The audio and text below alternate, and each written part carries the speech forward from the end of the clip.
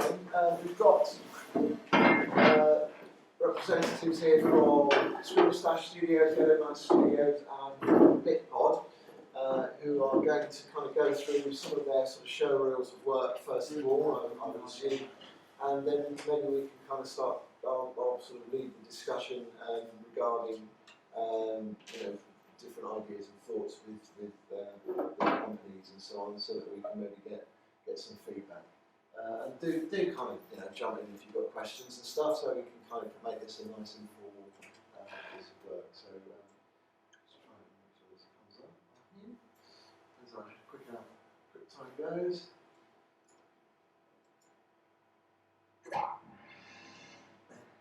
So that's the work of Yellow Mouse Studios. Dan's here to represent them. So maybe we can talk about sort of Dan's work first, and then we'll kind of go through each of the different participants, and maybe kind of talk about that.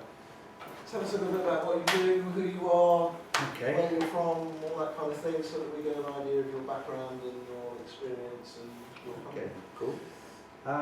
I started off in Exeter doing a fine art degree. I then went into industry around here doing something that was very boring. So I decided to get out of that, and I went to Bournemouth to do a master's degree in computer animation. After that I went straight into a film production for a studio in London, Jellyfish Pictures, where I then spent a year and a half working with them on films, TV adverts and what have you. After that, which was a massive learning curve and probably the most important part of my career to date, then went just freelance into lots of studios around London, working in 3D production for TV, film and advertising. Films are cool, but it's hard to get into those. TV adverts are brilliant because it's a lot of work very quickly for lots of money, and TV production is a lot of work for not so much money. So going to London and being a freelancer, you kind of dipping in and out of lots of different sort of money pots, and it gets very confusing. So what I wanted to do was set up a company to be solidly based here in Devon, so I don't have to go to London all the time, and this is why Yellow Mouse appeared. And Yellow Mouse basically still goes to London and gets involved in TV, film and advertising, but also does animation stuff for local businesses. So business to business motion graphic stuff, or small online web campaigns, or things like this. So essentially that's where I've come from in a nutshell. Why did you call it Yellow Mouse? Sorry. That's a personal thing. I had a cat that had a toy called Yellow Mouse, and I used to make up comic strips about the cat and the mouse many years ago, and it stuck in my brain. And obviously I love the cat and I love the stories, and it just was right to call the studio that. So there. Good question. Yeah, the idea of that show reel I put together simply to show potential people who are interested in going into animation that there are lots of different areas of animation. You don't necessarily, if you enjoy animation and you enjoy production, you don't have to actually be an animator. You can go in as something else. There are lots of different routes into the animation industry, even if you don't want to be an animator. So, for example, stuff on there, I was involved in the pipeline of the production, but might not have animated. I might have been involved in a rendering process, I might have been involved in a lighting process or a modelling process. Do you see what I mean? So, as well as animation, there are lots of other careers you could choose. Brilliant, thank you. If you choose something, do you find that you get caught in specialising in that though? Does it? I mean. Yes. Right. You will want to probably specialise.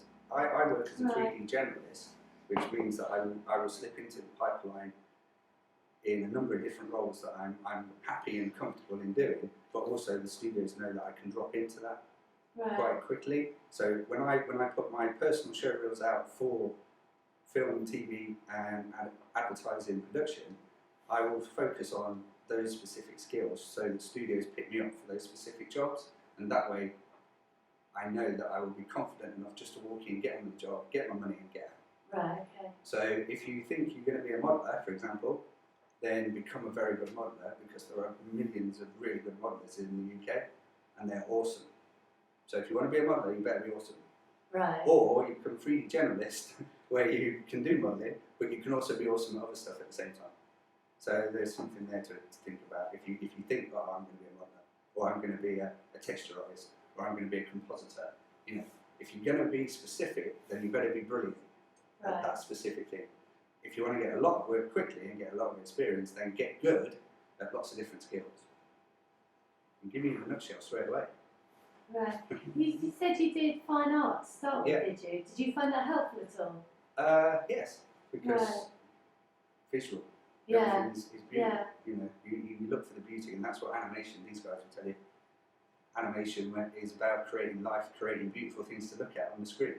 So as a fine artist, you know, it's that medium that I get creative pleasure out of, Right. as well as the drawing aspects and all that sort of thing too. If I may jump in on that point, I actually went to Animate Exeter a long time ago when I was only 15, and it was at one of these very talks that they were all sat here at the front discussing physics in animation. I'm a 2D animator, it's not my go yet, but just to say, I asked, why is it important that I study physics in animation? If SpongeBob can be on fire underwater, what's all this about physics?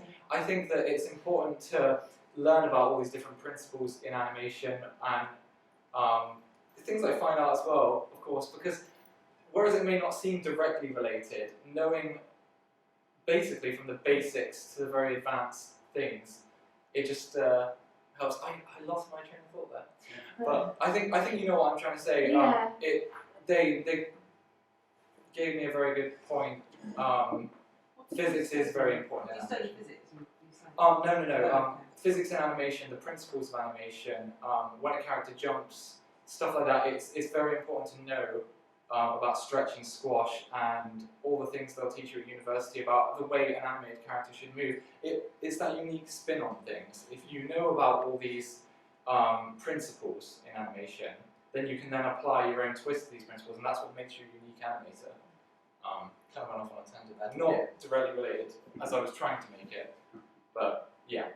I mean, I think physics in animation is the idea of kind of the weight of the body impacting with things, you know, whether it's Wile E. Coyote hitting a cliff or an elephant stomping through a forest. It's making it look like the elephant's actually stomping through the forest rather than gliding across the ground. And a lot of kind of young animators make the error of that's what I'm saying. Of not actually physically seeing an elephant plonk its feet on the ground and feel that pressure, and that's, you know, the physics of how a body is manipulated or a character is manipulated. But that kind of comes through observation rather than actual physics, learning physics. Yeah. Because as a creative person, especially if you like me through fine art, my whole process is about observing the world. Sure. So to then be able to take that and look at the way somebody walks across, you know, the courtyard, they might walk differently from the way I walk across a courtyard. So I need to be able to represent them rather than what I think a walk should be. Do you see what I mean? So observational skills is the most, as animators will all tell you, one of the most important things. And they spend many times looking in mirrors, looking at film, looking at footage, and doing all sorts of things to try and focus, you know, those little details of movement that sell the reality of what you're trying to sell. Right, yeah. It was just that, because I'm more of a fine art background and went on to do animation, and he's very computer orientated. Like he's saying, use a pencil, use a pencil. I just want to know whether you found that actually having that arts background was an advantage, being able to. Only for me, because I only know it. Right, yeah. And it, you know, I'm sure if you talk to a lot of different creative people, Yeah, they will all say that they love drawing and stuff. Yeah, once Mark puts on my showreel, Right, sorry. I'm much more of a 2D oriented animator. So I learned originally when I was growing up on a computer, and I've been doing everything on the Wacom and all that. And you know, you can draw traditionally, or you can draw on a computer. But yeah, once if you see my showreel, and feel free to ask any questions about that sort of thing, because you can animate on paper, but there's advantages and disadvantages of both. And it would be good to discuss what you should do, if that makes sense. What sort of where you should be aiming, and whether you should be using this software or paper. You know. Yeah. I just kind of think that, everyone's going to be using computers in the future. The really outstanding ones are the ones that are going to be able to use their hands. That's just me as a Luddite, I should imagine. But, yeah. I mean, I think there is definitely, in the sense of, as you were saying, kind of observing, being able to draw, being able to look at, to an extent, you have to be able to take stuff out of your imagination or stuff from real life to use as a key point to begin with, I think. Right, and I think there's nothing, I think the kind of fine art process does teach you, how to, let's say, draw and observe and that sort of thing, and whether it's perspective for backgrounds and looking at things, understanding perspective, even though there are lots of tools now digitally to kind of for you to set up perspective shots and things quite easily within kind of some of the software you can get. There's nothing. If you've got a good, strong basic understanding of what perspective is, it's going to make your life a lot easier when you're actually working with this technology. If you've done some, if you are somebody who draws figures and draws characters a lot of the time, these things will kind of will bleed into your work and make your work that much more quality. I mean, look at the old Tom and Jerry stuff and think, you look at some of the great backgrounds in that and the amount of creative art that somebody has sat down and with a watercolour and made some beautiful backgrounds. A good example of this is when I came to Exeter College when I was 15, 16 years old, they didn't have an animation course at the time. So I did film and video, and Mark was nice enough to let me animate my film projects. He also recommended that I joined the, life drawing. And at the time I didn't think much of it. Cartoon characters don't have realistic proportions. Life drawing is all about capturing life and what is real in front of you, realism. And it does help. It's good to learn proportions. All that stuff is very important in animation. I don't know really how to explain the connection.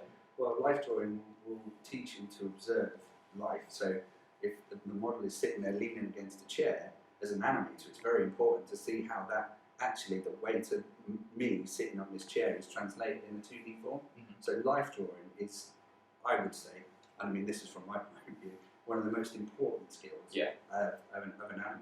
They expect you to try and show a life drawing portfolio when you apply to a university. It's a very wanted thing. Yeah. They do like that. If you're doing any animation course, 2D or 3D. I suppose they want to know that you've got a good grasp of anatomy, because Yeah, I mean, when you understand it, you can work your way backwards once you understand it, can't you? You don't necessarily have to attend a life drawing class at a college or anywhere else. You can practice in your home if you just have a sketch pad and you draw someone lying on the sofa, any of that stuff. Life drawing, still life, it all helps, and a mirror. They actually recommend you have a mirror when you're animating at some universities. So they do. Animators in film will sit there with a mirror next to their screen so that they can look and see how the eyebrows move and translate that as they're animating. It's a really simple thing, but it's one of those things that always makes me laugh when I look at them doing that. And I'm not big enough. And then they laugh at me when I start doing it.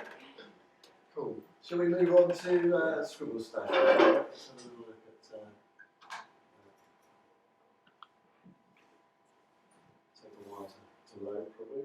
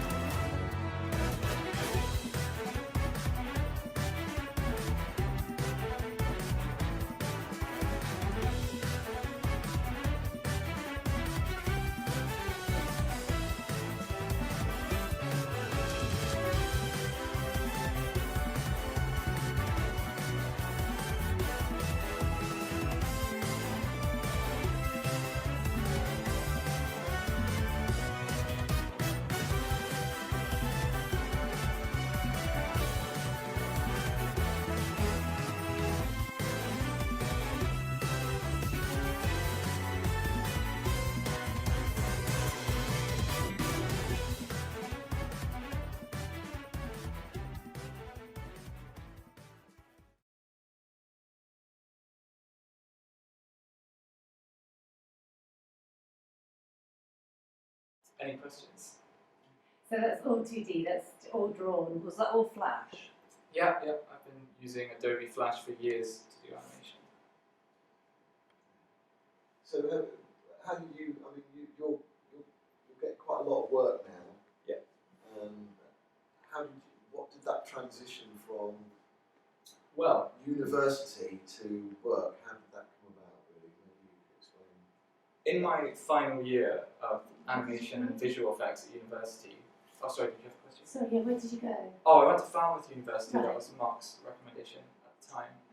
Okay. And Or your fault.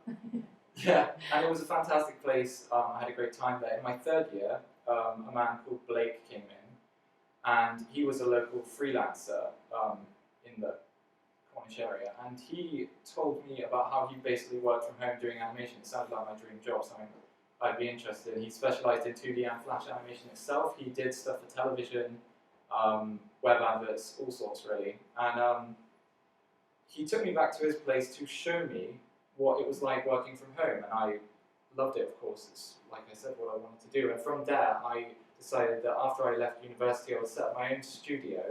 So I just used the money that I'd sort of saved up to that point to buy the right stuff. I got a Wacom Cintiq 27-inch, and I've just been animating on that ever since from home. I've had a lot of clients thanks to this business card. I just had some printed locally, and luckily people who went into the local printers just saw the card, were interested, and I've recently not stopped working. It's been 2 years now, and I'm making enough to live on, so it's been quite good. Yeah. Is the Wacom Cintiq one with a screen? Yeah, you can get loads of I- different sizes. Yeah, I have one without a screen, and I'm wondering like how much does the screen actually aid I'll the tell you, screen being for there? years, the whole time I was doing animation at college, I Yeah. did have one without a screen as well, and you just look up at the screen. Those are great, but I would say if you want to really get into animation, it is a bit of a strange jump. You'll find it difficult at first, but it makes a big world of difference. Doing frame by frame animation on a screen and literally drawing onto the screen itself is hugely useful. So you just speed the process up, I should imagine. It speeds the process up. It makes your frames more accurate. You're so much more like creative and free. It's quicker. Do you recommend them as a product? Absolutely. Yeah. I have a 27. It's 22 HD. It's huge though. It's got a big stand, and I would actually recommend starting off with a smaller model. They make one called the 13 HD. It's the Cintiq model. And you can take it on the go with you. It plugs into a laptop, but it does have a screen that you can draw on. I would much more recommend that. Mine's very immobile. You have to have a big desk, very heavy. Yeah. I don't recommend that until you're sort of really into it. Yeah. To be honest, especially at the price they are, they're ridiculously expensive Yeah. Cintiq Wacom products. So. But they live up to the hype, do Oh, they? absolutely, yeah. Right. But if you start with small ones, they don't hinder your abilities at all. I recommend the small ones just fine.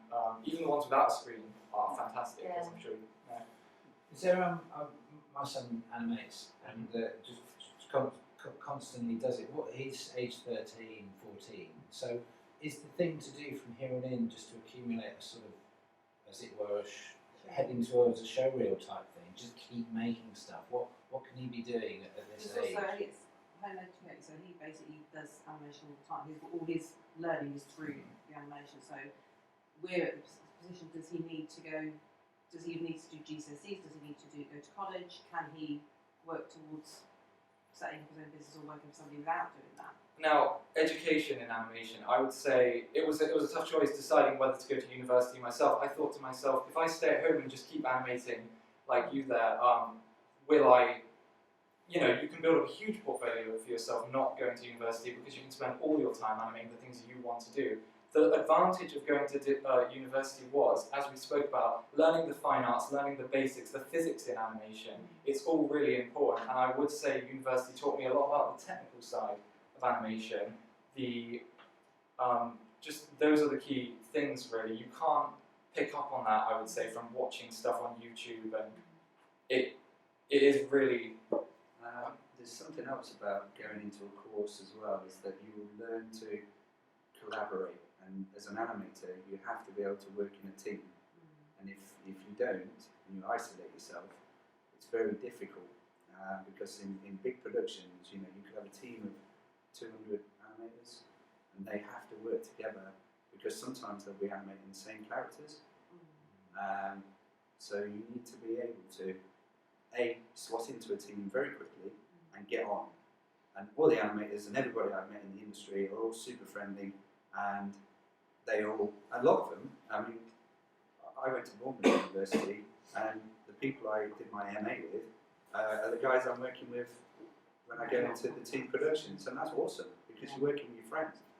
And that collaboration is an amazing thing because you can create a lot more interesting and impactful stuff when you work as a team as opposed to just isolated.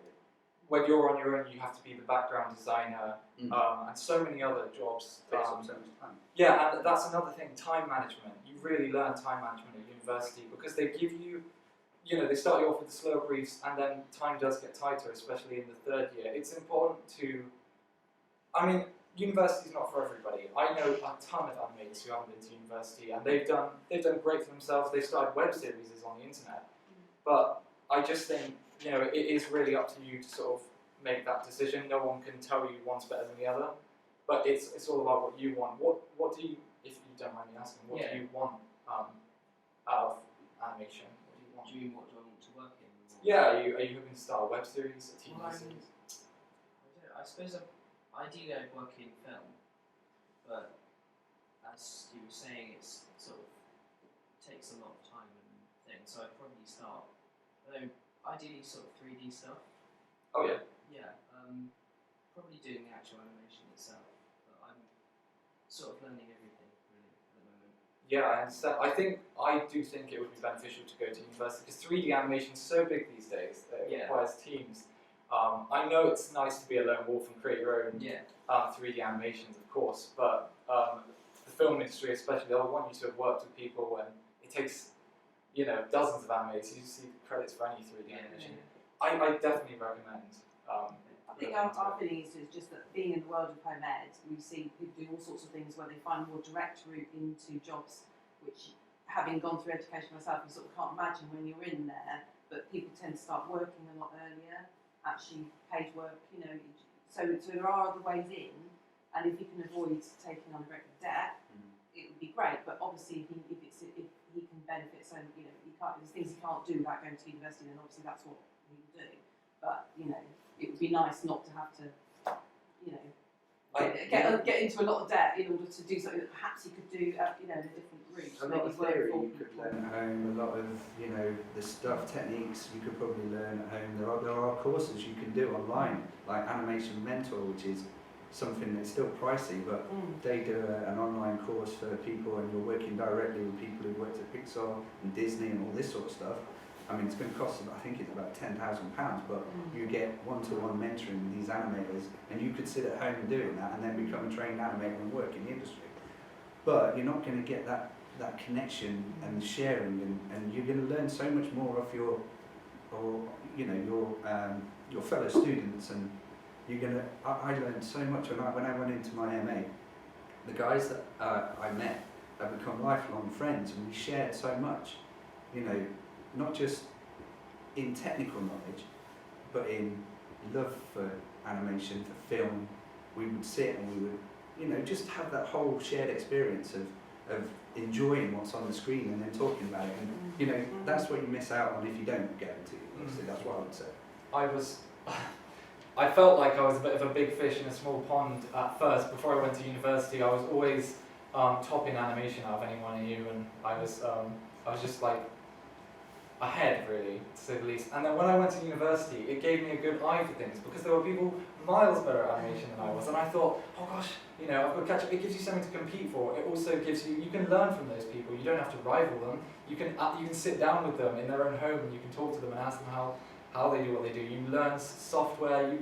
That's another thing. You learn what the industry standard software is, and there's so many small details. And like you were saying, the experience of university it's not necessarily the educational experience. It's the experience of going to university, managing your own time, and just it kind of puts you a bit more into the real world of what it's going to be like when you're out there. Especially most universities, they set briefs as close as they can to what you would sort of, you know, they put you in the environment basically, they put you in the zone of how they think it's going to be in the studio.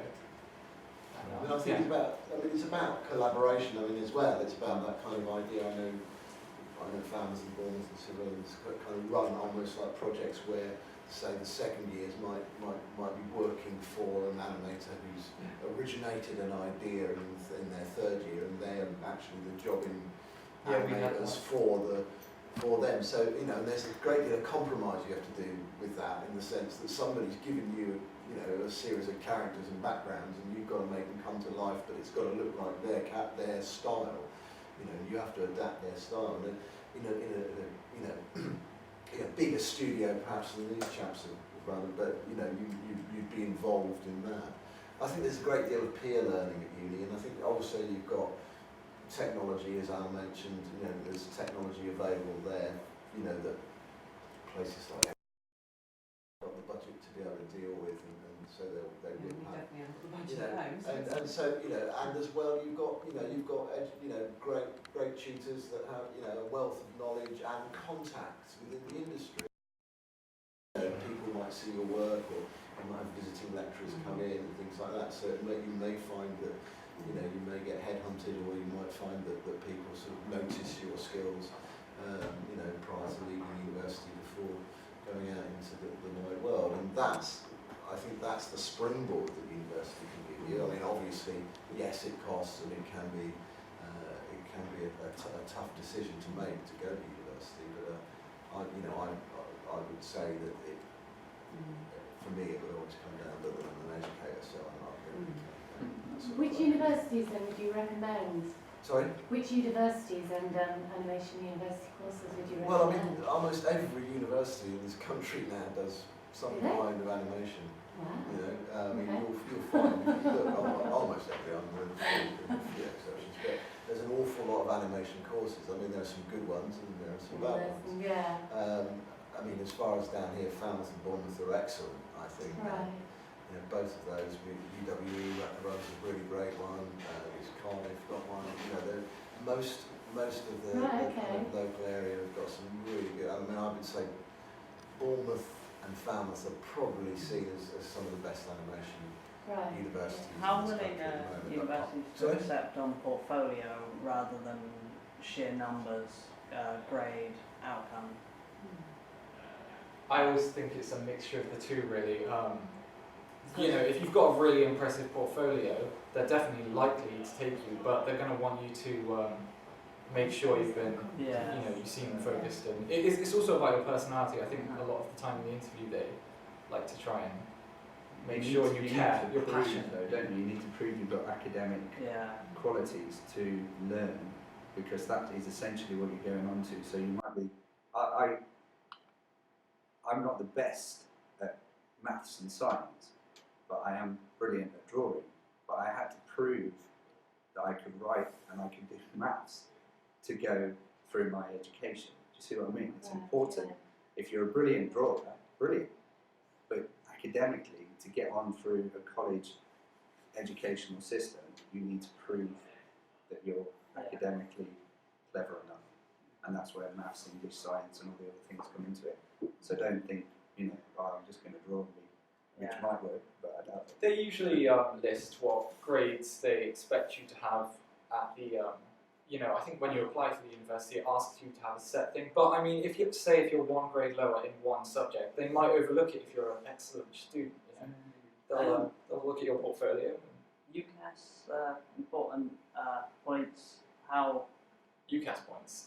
important. Because I know if you're doing maths, they'd be like, that's really important, but for other subjects.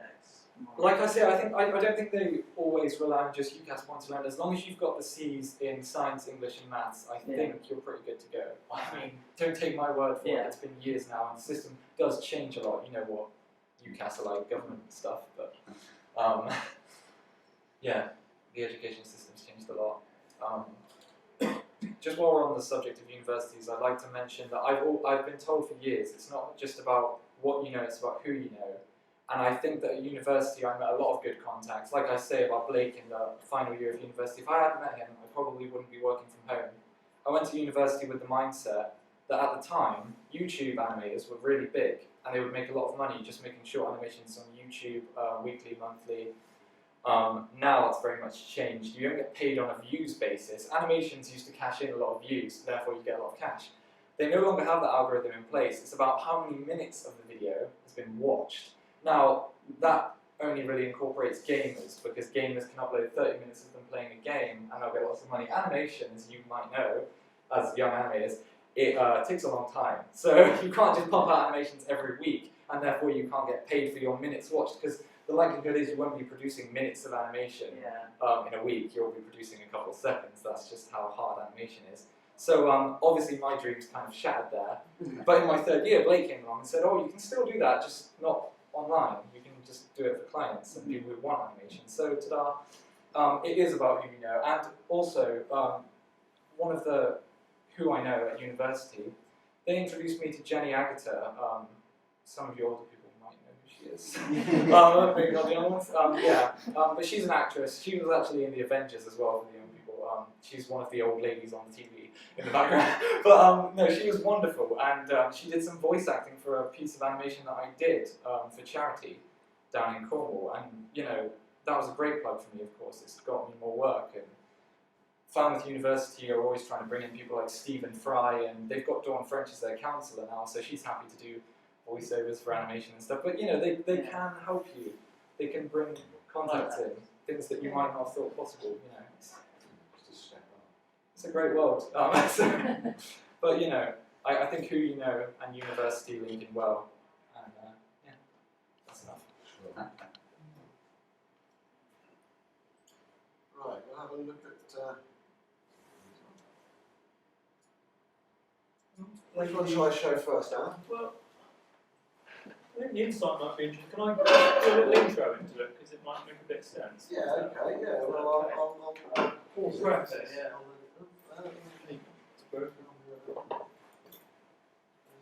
You got VLC on there? No, it hasn't got VLC on here, I'm afraid. If you want, while he's doing the intro, I can quickly get the portable version up. Can you? Yeah, would you do it? I think so. If they've got a connection. Yeah. So just to explain, Mark's invited me here, I think, probably for a very different reason, because I'm not an animator.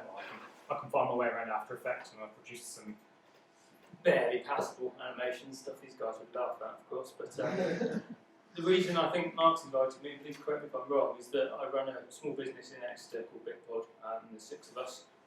3 of those people are producing animations for client projects. So I think my viewpoint on this really is what we look for when we're recruiting people, and also the kind of stages that you go through when when you start a job and progress your way through. And the reason I know Mark is because we had an apprentice who came from Exeter College, and she's now been working. How long ago was it, Mark? 3 years ago. 3 years, yeah. 3 years ago. So she started off as an apprentice. She had never used After Effects, which is what we use for our animated elements. It's all flat 2D. She's now confidently producing all manner of things, including stuff for Stagecoach, Exeter University, Baxter's, to name a few, as well as some smaller clients. So your company is a production company, is So it? we are a what we call a video marketing company. So Okay. our remit is much wider than producing animation. Sure. So I'm the black sheep in the room, really. So we will look at a client's marketing strategy, or assist with a client's marketing strategy, understand what the opportunities are, and attempt to choose a solution with the client, Right. which may involve a number of things. Very likely to be video content. We have a small studio, but we also do a lot of on-location work. Animated elements, either as sort of motion tracked overlay or as full screen. Nowhere near the sort of complexity and depth of what these guys are producing, but we have more of an agency view on it. Right. We have interviewed, I've lost count of how many people we've interviewed over the last few years, and maybe what I can share with you is a little bit about who was good and who wasn't good, and the reasons why. Because the one thing I've experienced is some phenomenal things whilst interviewing people.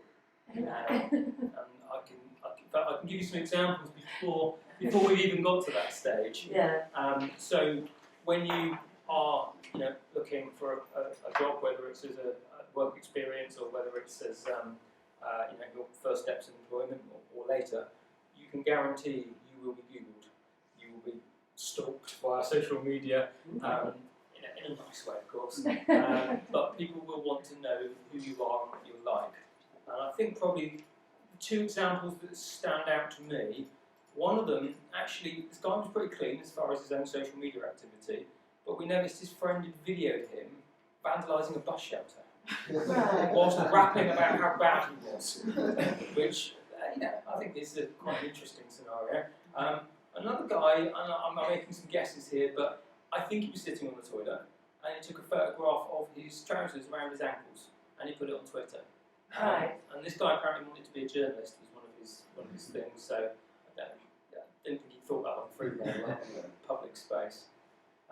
So yeah, we've had all sorts of interesting things like that. Some they're really obvious ones, but we've certainly got maybe a few tips that might be useful for people who are going to interviews. Because I think even now for work experience, work experience often you will get an interview now because of the lack of spaces, especially around here. So I'm just sort of picking up from the conversation we were having earlier on about portfolio and so on. One of the things that I always look for is work beyond the essential work that you do as part of your portfolio or part of your part of your college work or any other project work, is to actually to create some client projects, even if they're fake. Right. And I think that is something that most employers will be very interested to see. You might not have won a job for Cadbury's, and they're not going to probably believe it if you try and pass it off. But if you were to say, well, I've done something as if this was an animation for Kit Kat, for example, because I thought it would be good to show you how I would tackle something. That kind of initiative and that kind of thinking is really well received. And what I love to see, we're giving it up. I think so, yeah. Unfortunately, we can only play with VLC. I'm assuming you've got internet access? Yeah. Have you got it online, have you? Yeah. See if we can find it online. If you go to Vimeo and just search for Bitpod. Okay. Sure, we can share it. So what does Exeter College do? Is it what course? Is it an animation course? Yeah, I teach a BTEC certificate and subject in interactive media animation, which is essentially a 2-year A-level equivalent of an A-level animation course. Which, I think from having young people like Alex come through, I used to teach, I still teach film and video, which is a kind of creative film course as well, and that's where I started. But my interest, I've come from an animation and cartoon background. I used to cartoon for Face, all sorts of different magazines over the years, and did a lot of cartoon work, and then got into storyboarding. I worked for Honeycomb Animation as a storyboard artist and things like that for Witches and Giants, and got into animation that way, and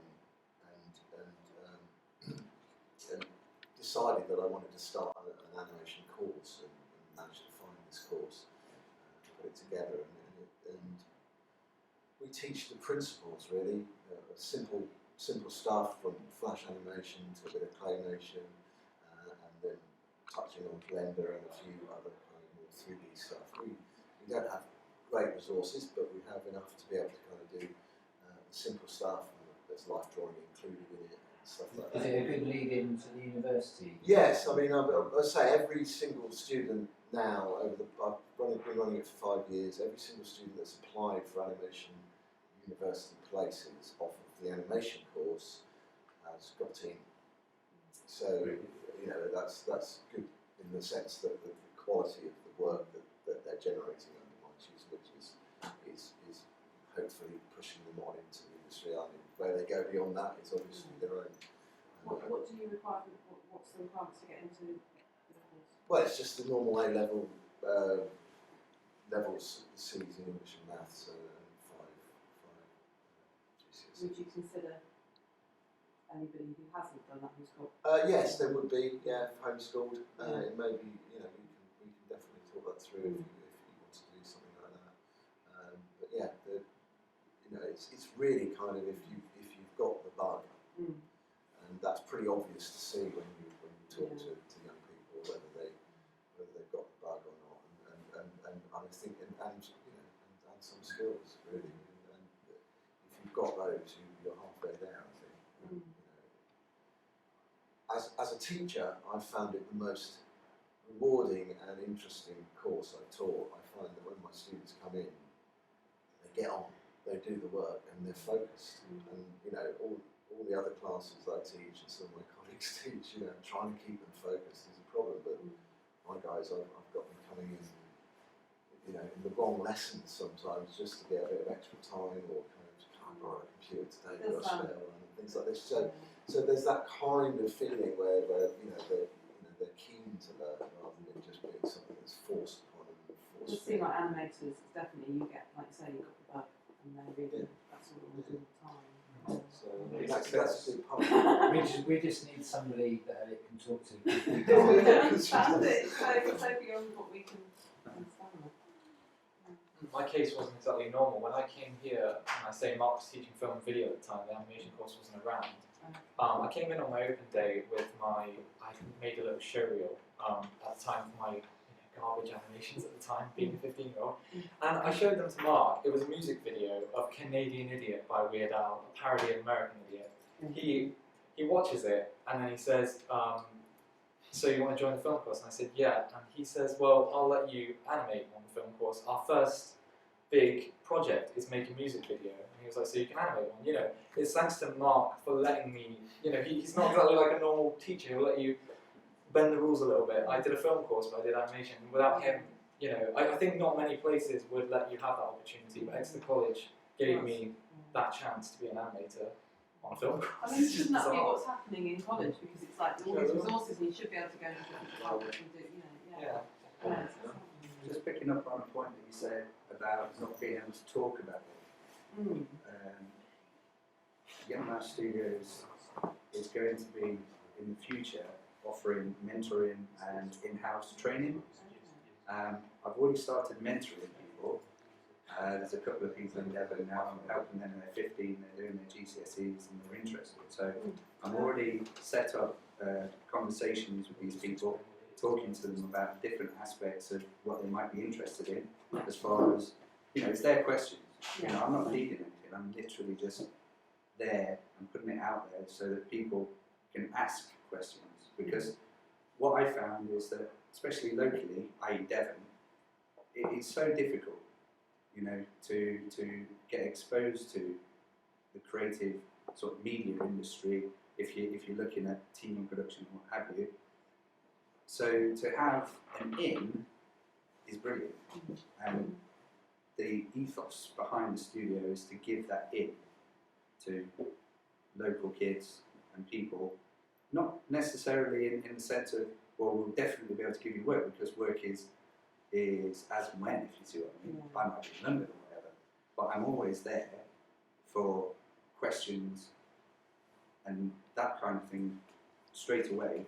And in the future, when we've set up the base, which is what I was telling you about in Exeter, hopefully there'll be links through the college anyway for people to come in and actually spend time on the production process. So that would be very important for then you going to university to show that you've got actual pipeline experience on production. So the mentoring side of things, that's cool. That's just me answering people's emails and being there, and people sending me work and me sort of giving them pointers and sending it back, just helping them in general. And that's always going to be there. That's an open offer. And then more structured stuff, hopefully, is coming soon. So we'll see about that. But yeah, anybody who's got any questions or queries about that sort of thing, then please email me. And through the website, I'm going to be setting up a blog, which is going to be inspirational works, sharing stuff, talking about books that are important for animation, you know, and just a general reference for young animators who might have some interest and want to find other avenues and other things that they might not have known about. So that's going to be set up. Just started because of this Animated Exeter. I set up the page this week, and I'm gradually going to start I've always wanted to do the blog through the website, but I never really wondered, what would I do a blog on? Because, but I thought because of the mentoring and the education side of it, it would be interesting for animators to be able to see the sort of stuff that I enjoyed when I was learning, the sort of books that I read, and that kind of thing. Actual animation insights. So anyway, that's going to be there. Sounds terrific. Cool. I mean, as part of the college course that I teach, I mean, we do, as a second year group, always do what we call a live project. I mean, this year we've done one with Flybe, which we're working with to do a health and safety animation for correctly exiting the plane, which is a pretty boring thing actually, but my guys have kind of taken it and run with it, and they've worked as a team. Previous years we've done stuff for the Exeter project. We created animations to explain the concept of the new local currency that was being launched in the area.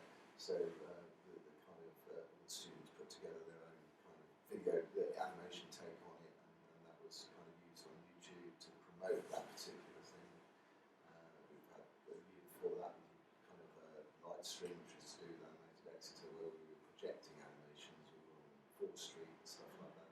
So it gives you, so we do try to embed something where you're getting, I mean, it's not going to be spot on industry experience, and there are deadlines and all sorts of other things which kind of can get in the way, but we try to give everybody that comes onto the sort of second year a chance at doing something a little bit more professional, and so that would engage them with the world, how they could work if they wish to work as a career animator, or how they would present their work, or how they get their information across to prospective universities or You will find as well at some universities, for example, I found they contacted Red or Dead, they're a small clothes brand, and they contacted them saying, we're happy to do a little animated advert for you, and they said, sure, if your third year animates something good enough, we'll use it. And in the end, one of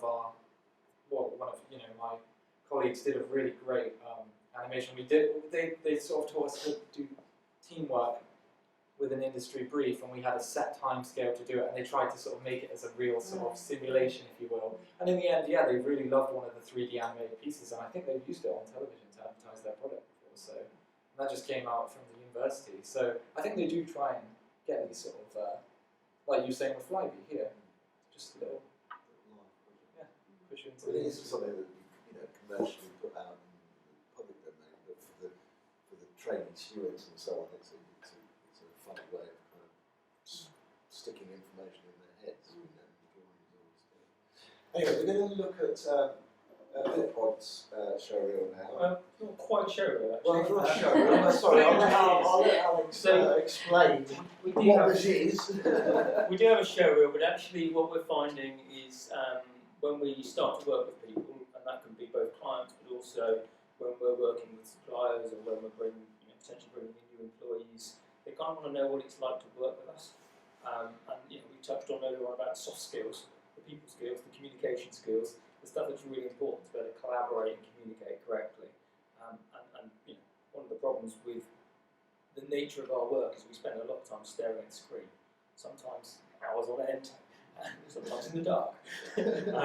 So getting out and being with people and communicating is really important. So we're going to put this together as just to sort of show what it's like in our industry and with us, I think. Good enough example.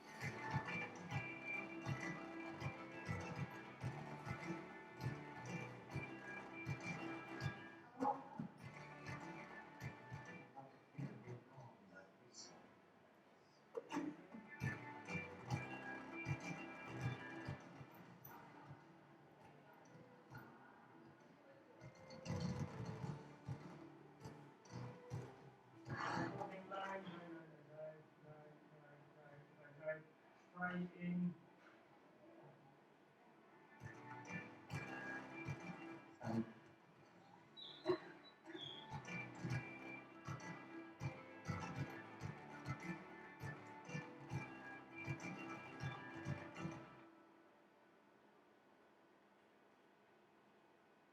Sounds better with real sound. I'm sorry. So yeah, really just to show people a little bit about what it's like working with us and what they might expect, because a lot of our clients are spending a reasonable chunk of money, and yet all they see is the corporate face, if you like. They see the documents we give them and the meetings, but they don't necessarily see the team behind it. And we're really keen with our team to invite them to be involved with the clients. We often, like yesterday, we were filming at a seminar, and 3 of us went along. Only needed 2 of us. But what we try and do is to encourage people in our team to come along and join in and get a feel for what's happening when they're not absolutely flat out, because it's fun. It's got to be fun. If you don't enjoy what you do as a job, then you have to ask yourself why you do it. So that's what we try and do. I think the animation element in your company is much more to do with motion graphics and kind of titling and working with that, which is really kind of pretty much a fundamental, and a fundamental skill in animation, in the sense that there are always going to be a need for that kind of motion graphic work, or kind of overlays on video, or kind of working with infographics to explain kind of. Yeah, I mean, Are you, pie charts sorry, and stuff. are you finding more clients wanting animation within their kind of marketing? I mean, with the internet and everything, is it Yeah, kind I of... mean, traditionally we produced video, and occasionally we'd have some graphical, maybe animated screens, although nobody asked for them to be animated. They just said we need a map, or we need a starting title screen. okay. So, many years ago, that was the basic requirement. What we did is we said, well, okay, we can make this look a bit better, obviously. And then over time, people started to say, well, can we show how these 2 things fit together, for example? And it's not something you could show in video easily because of the scenario. So it was definitely client-led. And then what we found is, as we dealt more and more with clients who wanted, maybe they sold services. Services are very difficult things to show visually, especially if there's a time element. For example, we worked at Cranbrook, filming the school there, and some of the stuff, there was gaps of 3 or 4 months between progress. That was fine because we just went there and did the filming. But in other cases, sometimes these things happen in different countries. So you end up having to say, well, how can I visualise this? How can we show this? Much as we love getting on a plane and going to different countries and filming stuff, occasionally we get to do. Slightly the budget up, Budget isn't always there. So, and we have to sort of think about it. So what we're finding now, probably the tail end of 2014, we noticed a change. People were coming to us and saying, we want something animated, please, rather than how can we do it. So they were demanding it. Probably about 40–50% of our work will be completely animation, but not what these guys are showing you. It's far more basic. It's flat 2D animation. It's kind of infographic style, but it's what they want. We've got to work with the budgets they've got. And believe me, if somebody comes to us with super budgets, then we'll start farming that work out to the experts to do the really clever stuff. But most of the time, it's a combination of video content and animation. We always try and provide a bit more, because naturally our clients don't live in the same space that we do. So what they want to do usually is solve a problem. We're the ones that will say, here's some ideas, here's what you could do, and then of course when you get into storyboarding and scripting, that's when the ideas start flowing and you start explaining the options to them. So it gets exciting.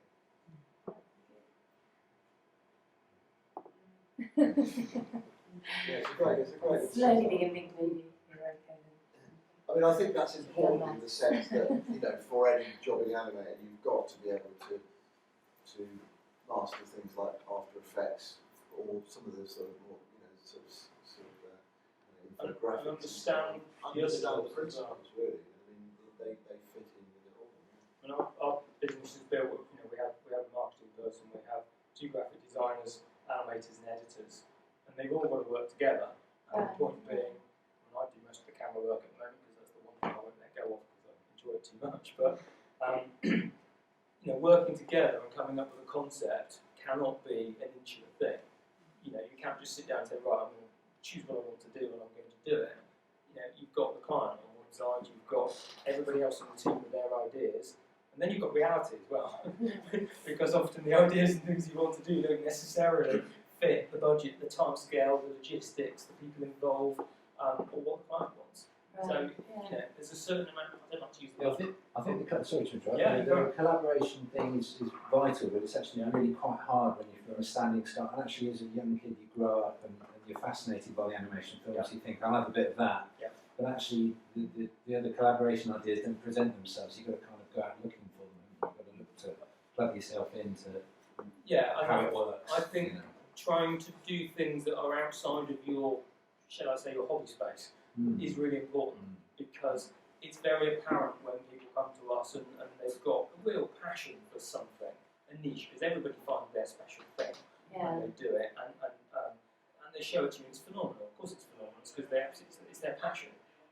But in the world of a client saying, right, this is our style or this is our thing, the ability to flex and say, okay, let me try doing it in this space is really important.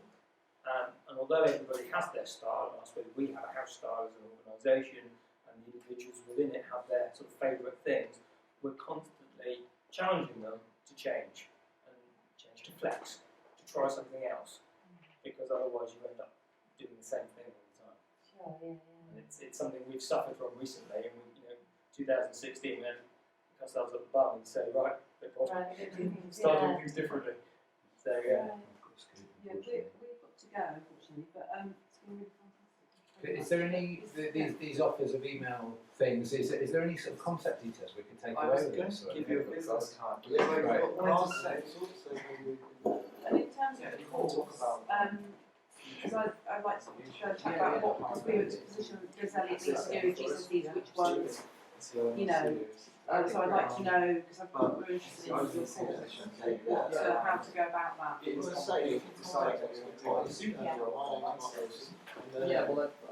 And in the art part, you choose right base. And if you make that inquiry, then they should go to my email. My email is actually Mark Wilson, one word, at gxe-col.ac.uk.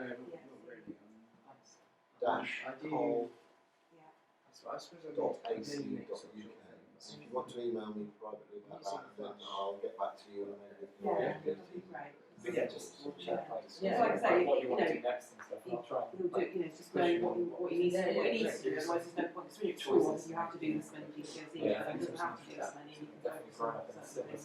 I can see some.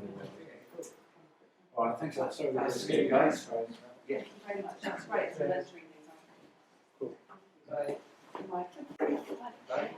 Right, so is there any more? I think with this, let's say these guys are going, I guess it might be good if we kind of think about wrapping up and looking at, any further thoughts or questions. Are you all okay? Or personal chat with these guys? I'm going to plague you with emails. I Look at this!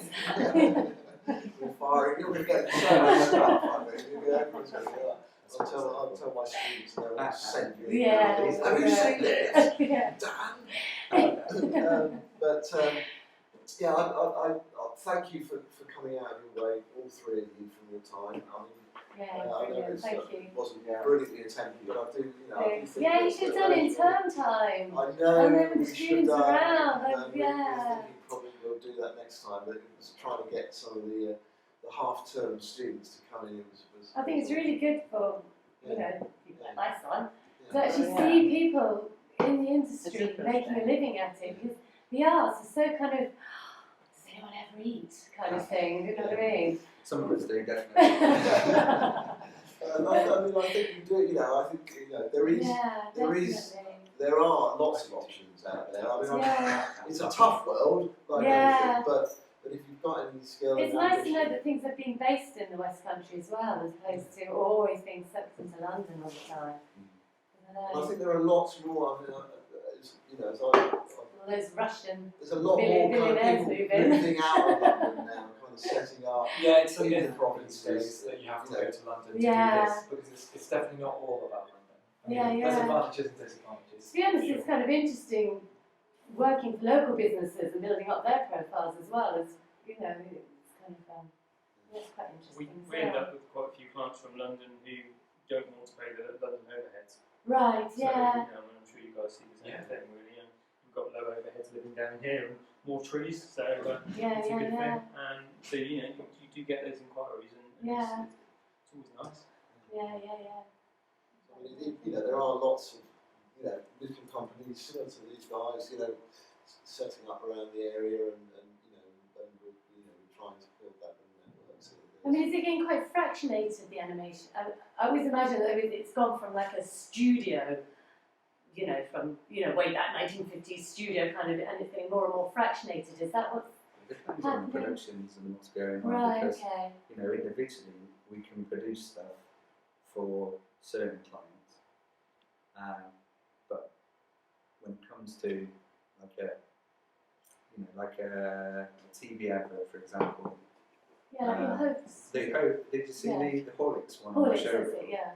Well, there was about 35 guys on it, Right, okay. and we couldn't have done it in the time scale if there hadn't been 35 guys on that. Do you see what I mean? Right, So yeah. the money was there, but the deadline was critical. Yeah, yeah. So as a result, it had to come together. We had to all work together. Do you see what I mean? So Yeah. Yeah, because you may find like 3 or 4 talented people could produce that, but it would take a year or something because you've only got this short amount of people. and you need it in 4 weeks. Yeah, yeah. Yeah. They So- have deadlines. It's mental. I mean, have you ever done an advert and the client at the end turns around to you, as I know it does happen in advertising, and goes, "Oh, I don't like it." No, that's not.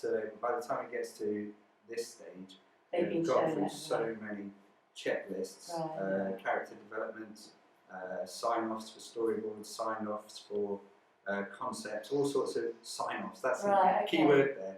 You sign them off, and then they can't turn around and say Don't they say don't like no, it yeah. because they liked it then, and they liked it then, and they liked it all the way up until the point of Hannah. So there is Yeah. On the other hand, as an amateur in my first year of business, I did make the mistake of not doing that. I didn't agree to much. I essentially didn't get a brief from the client, which I now know is very important. He was a busy Londoner and he didn't really have much time to write up a brief, you know, whatever. So he comes to me and he asks me to do a 1, 2, 3 minute advert for our building surveyors. That's all the information I got, and then they sent me a soundbite saying, "Here at blah blah blah, we do this and this." So I made a nice little animation for him. It was all colourful and Yeah. ditzy, and it went with the nice royalty-free music he put on there. It was great.